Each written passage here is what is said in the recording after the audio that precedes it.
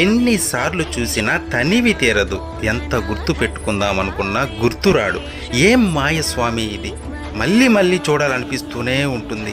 ఒక్క క్షణం నీ దర్శనం కోసం 7 కొండలు ఎక్కినా, నానా ప్రయాసాలు పడినా, అలసిపోయిన ఈ ప్రాణం ఒక్క క్షణం నీ దర్శనంతో మైమర్చిపోతుంది. ఇదే కదా మాయ అంటే. నీ దివ్య మంగళ స్వరూపం వెనుక రహస్యం ఏంటి స్వామి అని ప్రతి భక్తుడి మనసులోనూ అనిపిస్తుంది. ఆ రహస్యం ఏంటంటే, అక్కడ నిలుచున్న 9.5 అడుగుల స్వరూపం కేవలం విగ్రహం కాదు.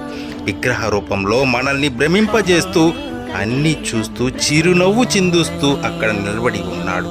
వచ్చే ప్రతి ఒక్కరిని గమనిస్తూనే ఉన్నాడు. ఆయన సన్నిధిలో మనం అనుభవించే ఆనందం చెప్పలేనిది. ఆ తన్మయత్వాన్ని అనుభవించాలే కానీ ఎక్స్ప్లెయిన్ చేయలేము. తిరుమల